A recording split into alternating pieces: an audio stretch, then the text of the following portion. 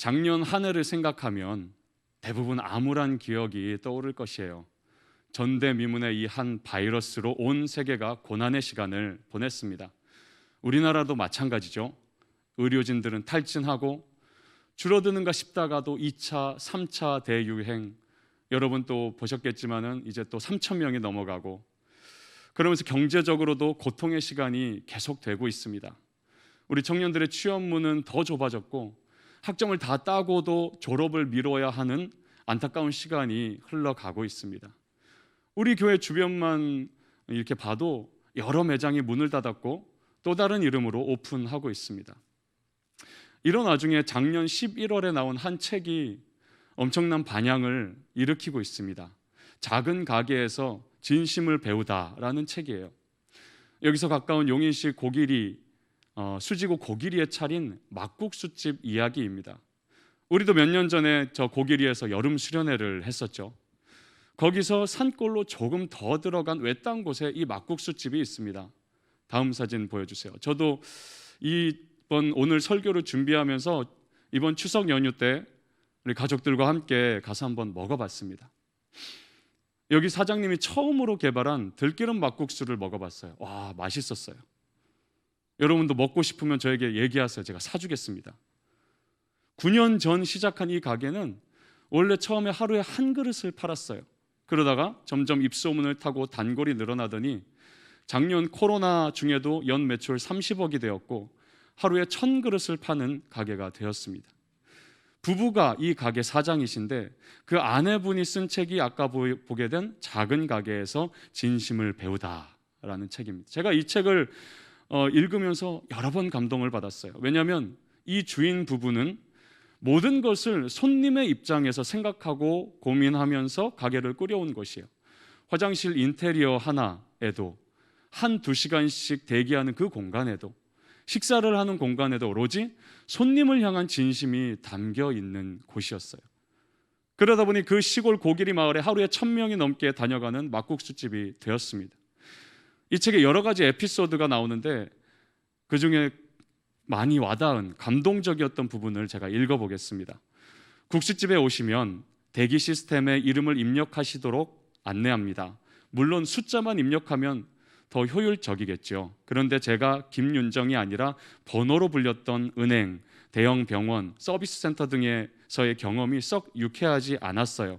사람이 숫자가 되어 재빠르게 처리되는 느낌을 손님에게 드리고 싶지 않았습니다.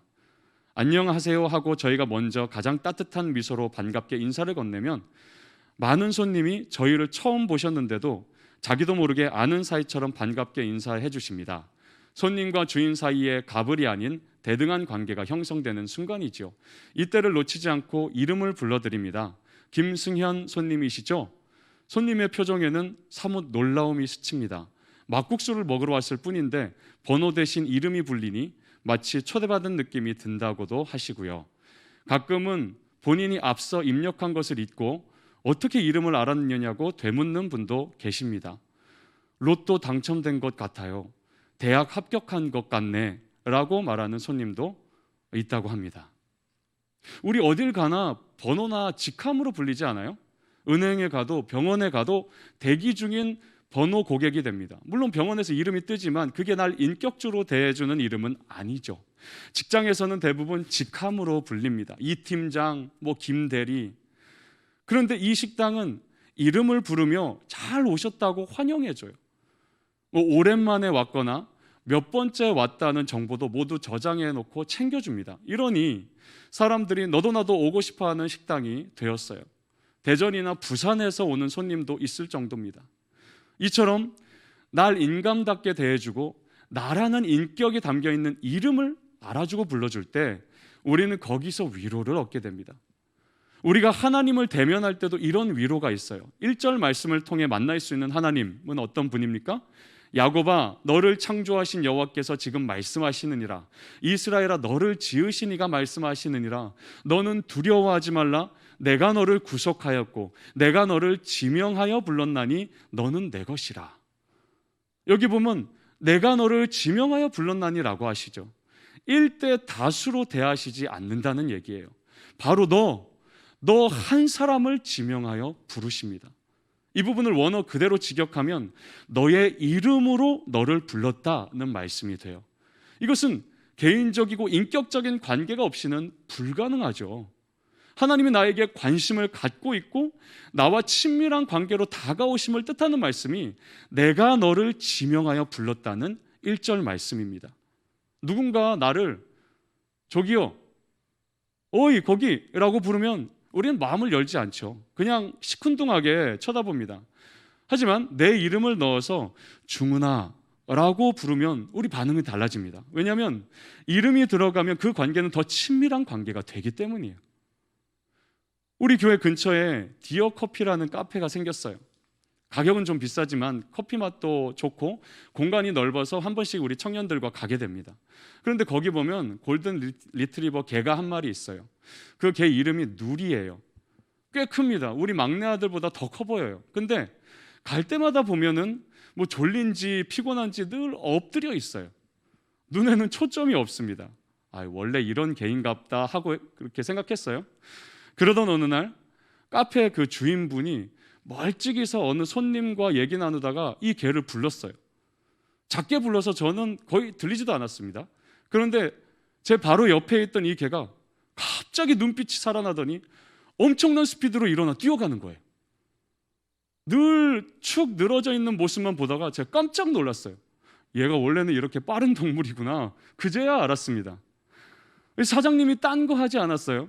누리야 이름 한번 조용히 불렀는데 두 귀가 들리고 눈이 커지더니 쏜살같이 달려갔습니다. 만약 제가 불렀다면 시큰둥했을 것이에요. 자기 주인이 부르자 아파 보였던 개가 확 살아났습니다. 우리도 그래요. 사무적인 관계에서 내 이름을 부르면 나도 사무적으로 반응하게 됩니다. 하지만 인격적인 관계에서 내 이름이 불려지면 어때요? 나도 친밀하게 반응하게 됩니다. 하나님이 우리 이름을 부르실 때 그 부르심은 굉장히 가깝고 친밀한 향기가 나요. 그 이유를 1절은 이렇게 말합니다. 너를 창조하신 여호와, 너를 지으시니, 너를 구속하신 하나님. 여기서 창조하다는 뜻으로 쓰인 히브리어 단어는 창세기 1장의 단어와 달라요. 창세기 1장 1절 태초에 하나님이 천지를 창조하시니라의 그 창조는 아무것도 없는 데서 하나님이 말씀의 능력으로 무언가를 창조했다는 단어예요.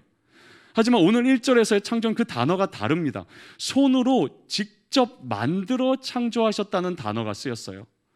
좀 더 친밀한 뜻이죠. 마치 토기장이가 땀을 흘리며 쏟으며 정성을 다해 도자기 하나를 빚어내는 그 마음으로 우리를 창조하셨다는 것을 강조하는 단어가 쓰였어요. 그래서 하나님이 여러분을 보시면서 내가 널 창조했어 라 하실 때는 그 목소리에 사랑이 넘칠 수밖에 없는 것입니다. 또한 하나님은 너를 구속하신 분이라고 하죠. 이 구속이란 단어는 그 대상의 죄와 허물에 대한 대가 비용을 모두 계산했다는 단어입니다. 여러분, 오늘 이곳에 계신 성령님이라는 찬양을 보면 중간에 이런 가사가 있어요. 창조하신 모습 떠난 우리를 예수님답게 비주소서. 원래 하나님 형상대로 아름답고 거룩하게 창조하신 모습을 떠난 우리를 다시 제자리로 돌아오게 했다는 것, 이걸 한 단어로 구속이라고 합니다. 죄로 오염된 마음으로 살던 우리를 깨끗이 씻으신 주님, 이게 너를 구속하신 하나님이에요. 이 구속은 무료가 아니었어요. 저렴하지도 않았습니다. 그 충분한 대가를 치러야 했고 그 대가는 예수 그리스도의 십자가 죽음이었죠. 그러니 하나님이 내 이름을 부르실 때 거기에는 아들의 생명이 담겨 있는 것이에요. 그래서 1절을 다시 보면 어떻게 우리를 부르십니까? 너는 내 것이라. 너는 내 것이라. 누가 뭐라 해도 너는 내 것이라. 세상이 너를 어떻게 한들 너는 내 것이라. 사람들이 너를 어떻게 대하든 너는 내 것이라. 이렇게 자기 이름을 불러주시는 주님을 만나서 큰 위로를 받은 사람이 있죠. 누가복음 19장에 등장합니다. 자기 이름이 분명히 있지만 사람들에게 다른 이름으로 불리던 사람이에요. 그 다른 이름은 죄인이었어요. 쓸모없는 자였어요. 친한 사이에는 뭐 별명을 부르기도 하죠. 그런 건 문제가 없습니다. 제 어릴 적 별명은 여러 개였는데 우선은 오리였어요. 제 성이 곽씨라서 꽉꽉 하고 저를 불렀습니다. 또 하나 생각나는 것은 영화배우 박중훈이었어요. 왜일까요? 절대 외모에 근거를 둔 별명이 아닙니다.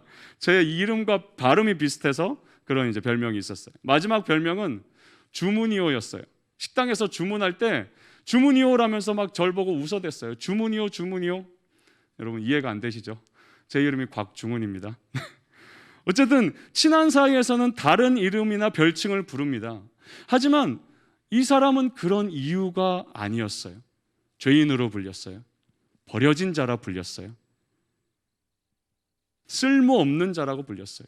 누구와도 깊은 관계를 갖지 못했습니다. 삭개오야 라고 친근하게 이름을 불러주는 사람은 없었어요. 그러던 어느 날 예수라는 분이 자기 동네를 지나갈 거란 얘기를 들었습니다. 그러면서 이 예수님이 어떤 사람인가 보고 싶었어요. 아마도 예수에 대한 소문을 들었을 것이에요. 어떤 소문일까요? 그분은 죄인의 이름을 불러주시고 죄인의 친구가 되어주신다는 소문이었을 것이에요. 어떻게든 보고 싶은 마음에 늙음악한 나이지만 뽕나무에 올라갑니다. 그런데 그 나무를 지나가시던 예수님이 이렇게 말씀하십니다. 누가복음 19장 5절, 예수께서 그곳에 이르사 쳐다보시고 이르시되 삭개오야 속히 내려오라. 내가 오늘 너의 집에 유하여야 하겠다. 당시 죄인의 집에는 아무도 가지 않는데 자기 집에 하룻밤 묵겠다는 얘기도 충격이지만 삭개오의 눈을 마주치며 그의 이름을 불러주신 것이 더 충격이었어요. 아무도 인격 대 인격으로 이름을 불러주지 않았는데 내 이름을 불러주신 충격이었습니다. 저는 이걸 은혜의 충격이라고 부르고 싶어요. 우리를 일깨우고 우리를 살리는 충격이기 때문이에요. 동네 사람들이 어이 죄인, 어이 매국노라고 부르던 그에게 주님이 찾아오셔서 삭개오야 라고 지명하여 부르신 것이에요. 이것은 세상은 너를 하찮게 여기거나 내버릴지라도 나에게 너는 누구보다 소중한 존재임을 공표하신 것이에요.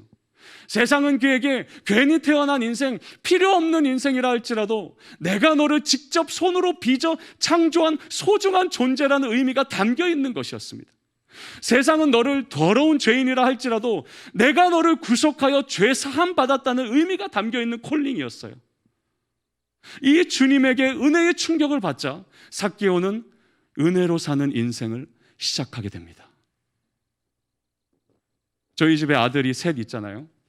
순서대로 은성이, 은규, 은율이에요. 그런데 저도 아내도 자주 하는 실수가 있어요. 은성이한테 은규야 부르고 은규한테 은유라라고 부르고 이름을 바꿔 부르는 거예요. 지난주에도 은성이한테 말하면서 은규야 아니 은유라 아니 은성아라고 불렀어요. 그러면 듣는 아들은 뭐예요? 내가 왜 은규 은율이에요? 라고 합니다. 그런데 부르는 사람과 불리우는 사람의 심리가 살짝 달라요. 부르는 사람 입장에서는 이렇게 생각합니다. 아들이 셋이나 되는데 실수할 수도 있지. 너네가 부모 대봐라. 정신없는데 이름 헷갈리는 거 당연하다. 그런데 불리우는 입장에서는 전혀 안 당연한 실수예요. 어떻게 이름을 잘못 부를 수 있냐는 것이죠. 그만큼 이름은 그 사람만의 고유한 성격의 것입니다. 그래서 한 교회 안에도 동명이인, 동명삼인이 있으면 그렇게 썩 기분 좋지는 않습니다. 마치 한껏 예쁜 옷 입고 교회 왔더니 하필 그날 또 다른 청년이 똑같은 옷을 입고 온 걸 봤을 때 그 기분. 그런데 이런 실수를 전혀 하지 않는 분이 바로 우리 아버지 하나님이십니다. 그저 교회에 나오는 여러 청년 중에 하나로 보지 않으신다는 거예요. 1대1의 깊은 관계성을 갖고 이름을 부르십니다. 삭개오가 이 만남을 가졌듯이 주님은 우리와도 너는 내 것이라는 1대1의 만남을 갖길 원하십니다.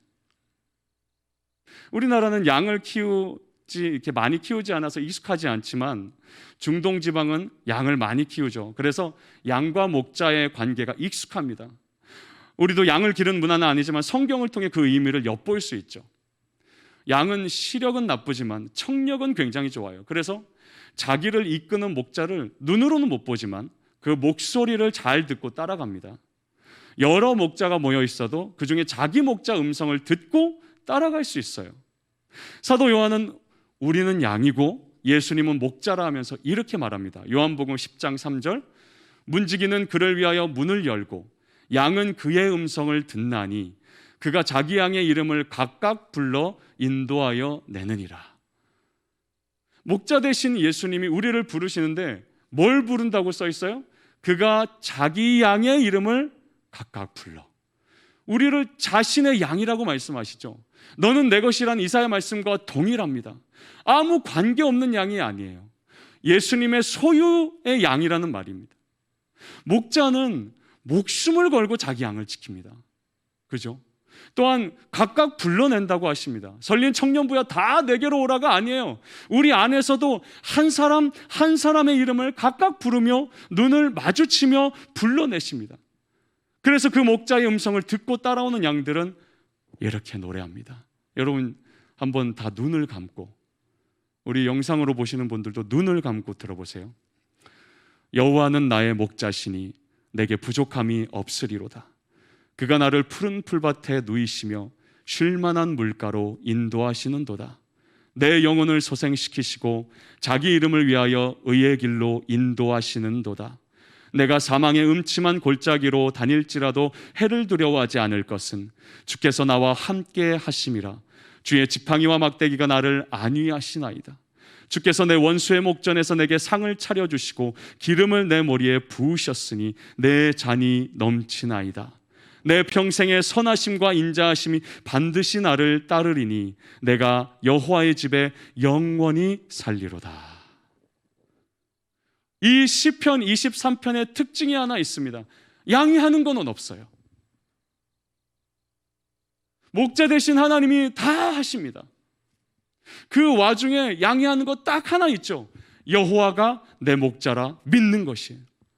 예수님을 내 목자라고 부르는 것이에요. 주님이 내 목자요 나는 주님의 양이라 믿는 것, 이거 하나입니다. 이게 가장 중요한데 이건 제껴두고 다른 것만 쫓아 하려다 보면 지치고 번아웃돼요. 신앙생활이 메말라 갑니다. 교회 나오는 게 즐겁지가 않아요.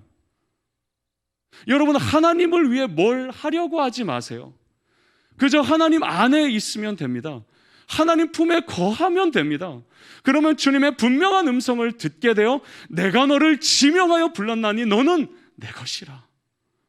아니 온 천지의 창조주께서 넌 내 거야라 하는데 누가 감히 내 인생을 무너뜨릴 수 있겠어요? 그래서 2절 말씀 보면 네가 물 가운데로 지날 때에 내가 너와 함께 할 것이라. 강을 건널 때에 물이 너를 침몰하지 못할 것이며 네가 불 가운데로 지날 때에 타지도 아니할 것이요 불꽃이 너를 사르지도 못하리니. 여기서 물과 불은 우리 인생의 고난을 뜻해요.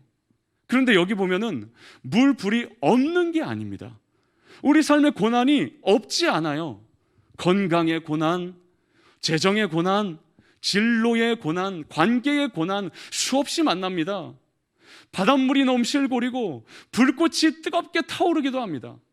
이 2절 말씀이 주는 메시지는 그런 고난 중에 주님이 함께 하시며 너를 지켜주신다는 얘기예요. 내가 혼자인 것 같지만 혼자가 아니라는 것입니다. 마음이 내가 괴로울 때 아무도 내 주변에 없어 보이지만 주님이 곁에서 끊임없이 돕고 계신다는 겁니다. 이 2절에 반복되는 표현이 있죠. 물 가운데로 지날 때에, 그리고 불 가운데로 지날 때에. 그러니까 목자의 음성을 듣고 양이 따라가다가 고난 가운데로 지날 때가 반드시 있어요. 한두 번이 아닙니다. 여러 번 있어요. 그러나 그 고난의 한 복판에서 내가 눈을 떠보니 나의 목자 되신 하나님이 함께하고 계신 것이에요. 이게 그리스도인의 일평생입니다. 이 이사야 43장 말씀이 주어진 때로부터 105년이 흐른 BC 585년에 3명의 청년이 바벨론 왕 느부갓네살 앞에 섭니다. 즉석 재판이 열려요. 죄명은 왕이 만든 금신상에 절하지 않은 것이었어요. 처벌은 쇠마저 녹이는 풀무불에 던져지는 것이었어요. 이 세 청년은 하나님을 믿기에 절할 수 없다고 담대히 말합니다. 하나님의 이름을 부른 것이에요. 왕은 화가 치밀어 올라서 풀무불 온다를 7배나 올리라 하죠. 그리고 이 세 청년은 그 불 속에 집어 던집니다. 곧바로 불타 죽겠지 하고 지켜보는데 그 세 청년이 죽기는커녕 불 가운데로 걸어다닙니다. 마치 산책하듯이 여유로워요. 게다가 다니엘서 3장 25절을 보면 왕이 또 말하여 이르되 내가 보니 결박되지 아니한 네 사람이 불가운데로 다니는데 상하지도 아니하였고 그 넷째의 모양은 신들의 아들과 같도다. 세 청년 말고 또 한 사람이 같이 있었어요. 그 불 가운데 같이 있었어요. 마치 세 명의 청년을 보호하듯 그 옆에 함께 있었어요. 이 사람을 묘사하는데 뭐라고 합니까? 신들의 아들과 같도다. 성경학자들은 이 넷째 사람을 천사로 보기도 하지만 하나님의 아들 예수께서 인간의 몸으로 오시기 전에 나타난 것이라 보기도 합니다. 우리가 폭풍이 몰아치는 바다 한복판에 서 있을 때가 있어요. 또는 온 몸을 지지는 것 같은 화염 속에 서 있을 때도 있습니다. 그때 우리가 해야 될 게 무엇일까요? 얼른 막 배에 차오르는 물을 퍼내는 것일까요? 날 둘러싼 그 불꽃을 끄려고 여기저기 소화기를 찾는 것일까요? 아무리 해봐야 내 힘으로는 할 수 없습니다. 조용히 서서 다니엘의 세 친구가 불렀던 그 이름, 성경이 나에게 가르쳐준 그 이름을 기억하고 부르면 됩니다. 나를 창조하신 하나님, 나를 구속하신 하나님, 내 이름을 불러 인도하시는 하나님, 이 주님의 이름을 부르기만 하면 되는 거예요. 3일 전에 가정예배 때 이런 일이 있었습니다. 물 위를 걷다가 빠진 그 베드로에 대한 얘기를 나누면서 마태복음 14장 27절 말씀을 같이 보았어요. 예수께서 즉시 이르시되 안심하라, 나니 두려워 말라. 그러면서 첫째와 둘째 아들에게 물어봤어요. 은성아, 은규야, 너에게 예수님은 어떤 분이야? 은성이가 먼저 말했습니다. 날 구원하신 하나님. 은규는 잠시 고민하더니 우리 죄를 씻으신 분이요, 뭐 이런 얘기들을 이제 했어요. 그래서 제가 그랬습니다. 맞아, 바로 그 예수님이 나니 내가 그러한 주님이니 두려워 말라라고 하신 거야. 그랬더니 첫째는 그 요즘 하이큐라는 일본 애니메이션을 계속 봐서 그런지 나니 막 그러고 있고, 둘째는 까르르 그걸 보면서 웃고 있고, 예수님이 아주 은혜로운 말씀하신 건데 분위기 도로 잡느라고 제가 땀 좀 뺐어요. 어쨌든 저와 여러분이 아는 예수님의 이름은 무엇입니까? 나를 손수 만드셨고 누구보다 잘 아시고 모든 죄를 한 톨 남김없이 사하셨고 동이 서에서 먼 것 같이 우리를 죄에서 멀리하신 분이라는 거예요. 이 주님의 이름을 부르기만 하면 주께서 이렇게 응답하십니다. 사도행전 2장 21절, 누구든지 주의 이름을 부르는 자는 구원을 받으리라. 사도행전 4장 12절은 이렇게 말씀합니다. 다른 이로서는 구원을 받을 수 없는 천하 사람 중에 구원을 받을 만한 다른 이름을 우리에게 주신 일이 없음이라. 여러분, 다른 이름을 주신 일이 없어요.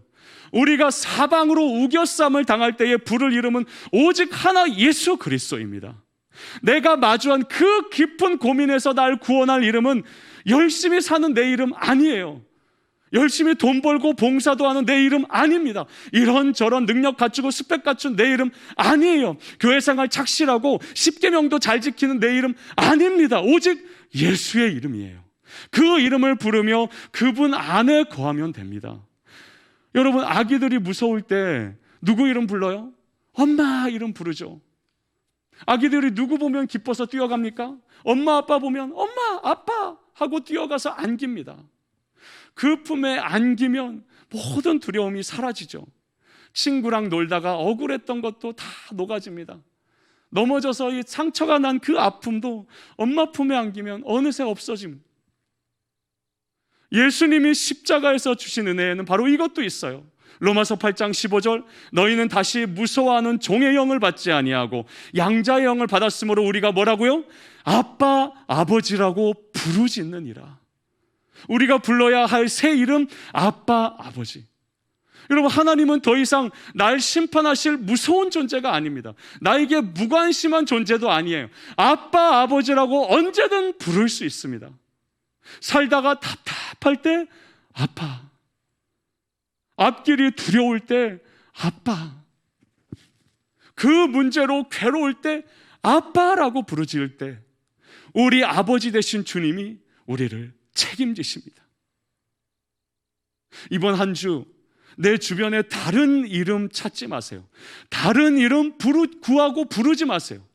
너는 내 것이라 하시는 주님의 이름을 부르십시오. 그 즉시 내 곁에 계신 주님을 만나게 될 것입니다. 불같은 고통, 큰 파도 같은 고난의 한가운데서도 주의 이름을 부르며 굳센 믿음으로 걸어가는 저와 여러분 되기를 주님의 이름으로 축원합니다. 기도합시다. 하나님 아버지, 누구든지 주의 이름을 부르면 구원을 받으리라 하셨습니다. 우리에게 구원을 받을 수 있는, 그 내 인생의 문제가 해결될 수 있는 다른 이름을 주지 않으셨다고 말씀하셨습니다. 그러나 인생 살다 보니 이리 치이고 저리 상처받고 바쁘다 보니 주님, 날 구원하시고 날 창조하신 그 주님의 이름을 잊어버리고 다른 이름을 구하고 다른 것을 의지하며 살았음을 이 시간 주님 앞에 고백하며 회개합니다. 주님, 오늘 말씀을 기억하고 붙잡고 내가 영원히 부를 그 이름, 아빠, 아버지, 나를 십자가에서 구원하신 우리 주 예수 그리스도의 능력의 이름, 죽음과 사망을 패하시고 부활하셔서 승리의 이름 되신 우리 주 예수의 이름을 날마다 부르고 구하며 그 주님을 믿고 그분 안에 거하며 살아가는 우리 모든 사랑하는 형제자매들 되도록 은혜 내려 주시옵소서. 예수님의 이름으로 기도합니다. 아멘.